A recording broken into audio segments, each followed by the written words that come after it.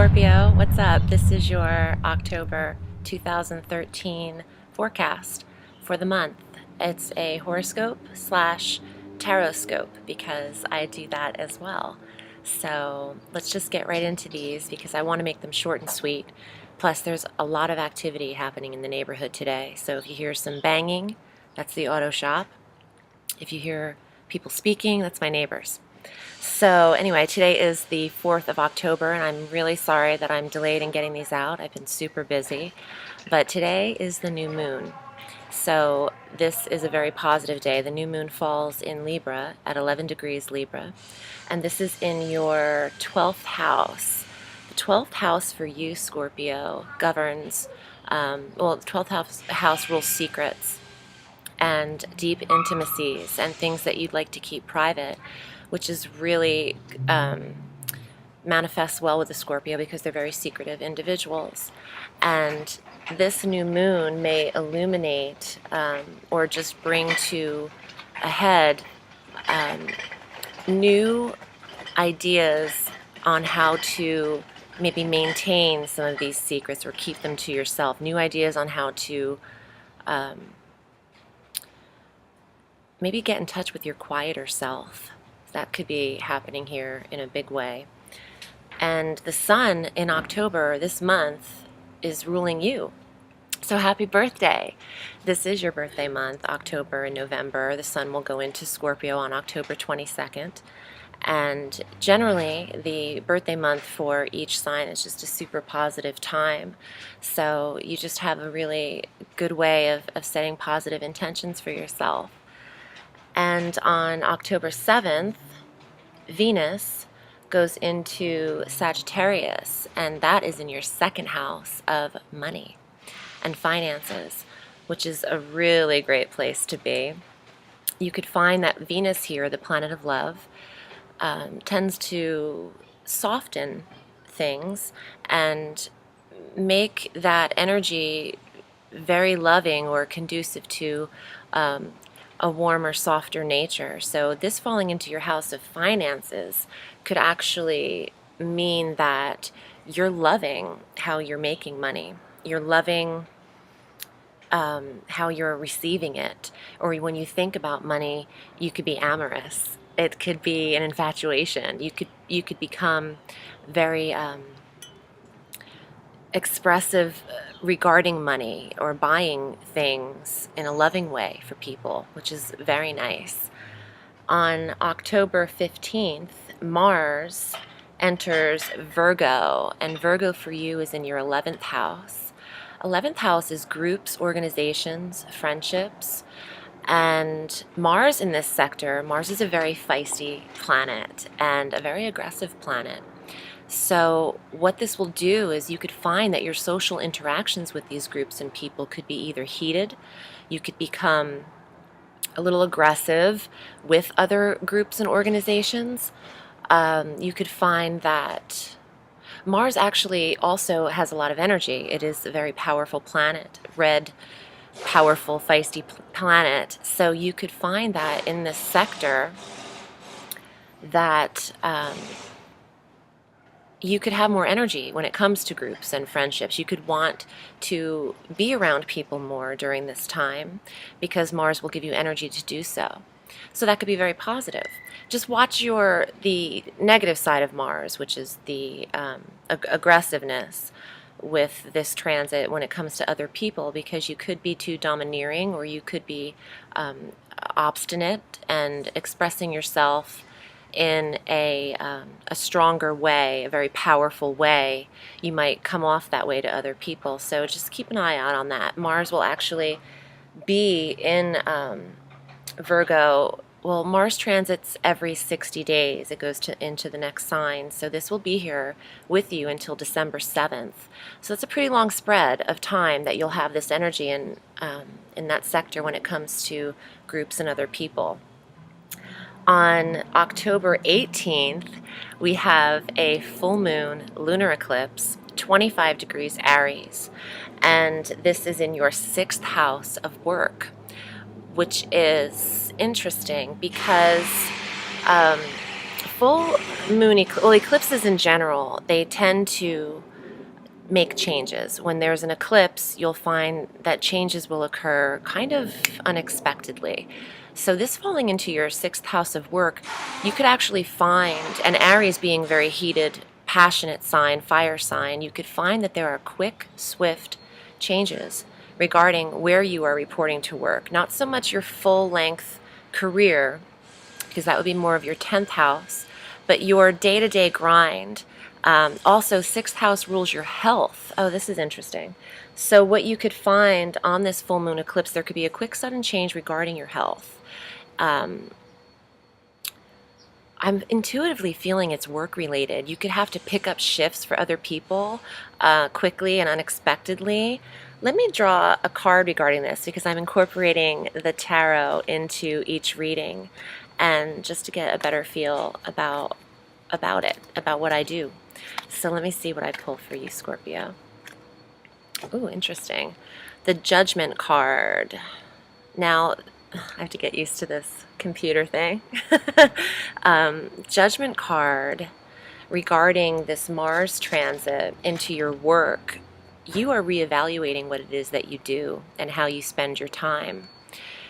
You are trying to see what your destiny could be. I mean, Judgment is a high major arcana, high emphasis card. So you could be really reevaluating how you are spending your work days and your daily routine, and how you are divvying up this in regards to how you are spending your time in a day. And be certain that this full moon eclipse will bring about this change. So if you're not currently thinking about these things, be prepared for some adjustments in that sector. We also have October 21st, Mercury goes retrograde, and that is in 18 degrees Scorpio in your 1st house. Okay, let me get to this. Scorpio, when a retrograde falls in your sign, rest assured that you will need time to rethink, revise, rewrite, reanalyze, and take time to process what it is you're currently involved in. Mercury retrograde in your 1st house will last until November 11th. Mercury goes retrograde 3 times a year for 21 days at a time. So this is a long transit, and Mercury slows down in the sky, so it appears as if, according to the other planets, that it's going backwards around the sun. Mercury rules communications, day-to-day technologies. So there could be areas here in your day, in these weeks, that you are held up. You're also finding that you're not communicating right or properly, or people are misunderstanding you, or they're interpreting you wrong. Not every single second of this transit, but generally,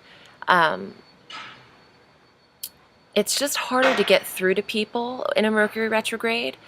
And not to mention, just some technical difficulties could be on the horizon for you, Scorpio, because this is a retrograde in your sign. So good luck with that. But, you know, it's not do or die. I think that you'll make it through relatively unscathed if you just keep track or keep a lookout as to how you're communicating with people.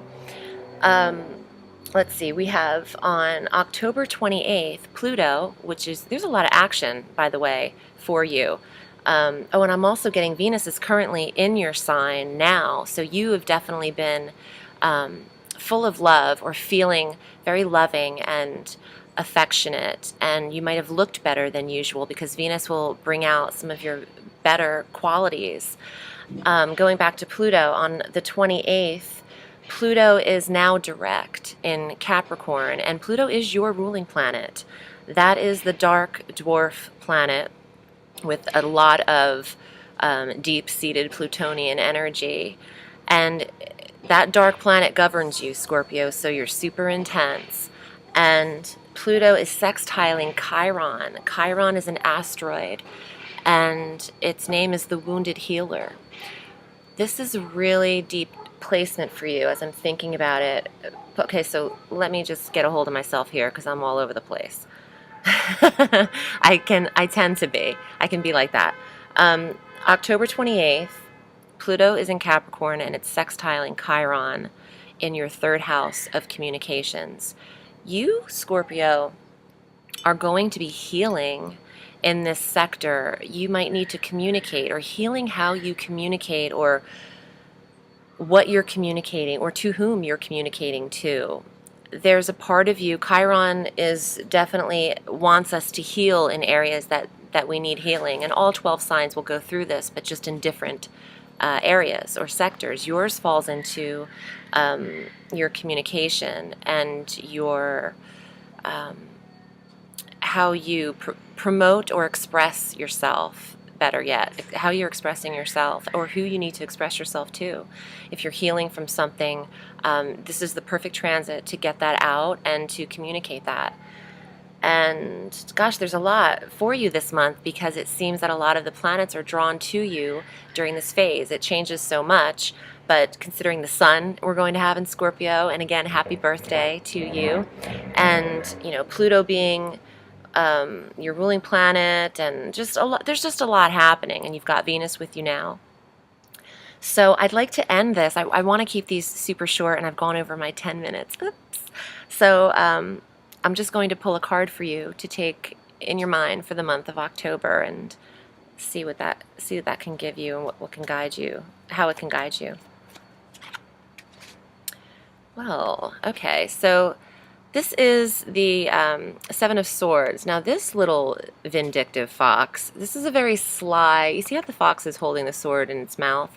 This card means this makes sense actually for a lot of your transits. You could be harsh with your words. Now with Mars falling into that 11th house of people, and also with Mercury retrograde in the communications, or in your first house, and also the healing with your communications, you really have to watch your spiteful tongue, because it's almost as if you're saying things, or you've expressed things that you really don't feel, but you're just spiteful.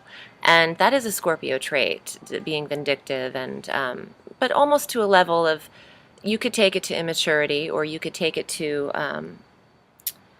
I don't know, maybe a sense of regretfulness, or thinking you're sly, but it's almost just like you need to just let it go. This Seven of Swords is indicative of having said things, and maybe you need to communicate about them to clear things up. Perhaps your feelings aren't matching what you're saying, also with this card. But I think you're going to have a really beautiful month, because you've got a lot of positive energy pushing, you know, at your back. So make the best of it, Scorpio. And again, my name is Audrey Alison. I'm really happy to be doing this. And you can find me at www.audreyallison.com. Also, I'm on Facebook. My business page is Audrey Alison Astrology and Tarot. You could find me there. And you can also book with me. I do private readings, and all of the information that you need to schedule those readings is on my website. So have a sweet day, and I'll talk to you soon.